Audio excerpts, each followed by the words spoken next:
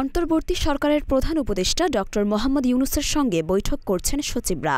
আজ বুধবার বেলা 11:30টায় তেজগাঁওয়ে প্রধান উপদেষ্টার কার্যালয়ে এই বৈঠক শুরু হয়। প্রধান উপদেষ্টার প্রেস উইং এ তথ্য জানিয়েছে।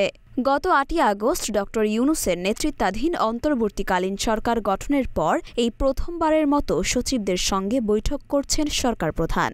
জানা গেছে, সাধারণত সচিব সভায় কয়েকটি নির্ধারিত গুরুত্বপূর্ণ এজেন্ডার বাইরেও দেশের সার্বিক পরিস্থিতি নিয়ে আলোচনা হয়। এবার এই বৈঠকের জন্য বিস্তারিত এজেন্ডা থাকছে না। জানা গেছে, সচিবদের সঙ্গে বৈঠকে সারা দেশে প্রশাসনিক কাজগুলো কিভাবে দ্রুত স্বাভাবিক ধারায় আনা যায় এ সংক্রান্ত পরামর্শ শুনতে চাইতে পারেন প্রধান উপদেষ্টা। একই সঙ্গে তার সরকার এসব বিষয়ে কি ভাবছে সে সংক্রান্ত নির্দেশনা সরাসরি সব সচিবকে দেবেন ড ইউনূস।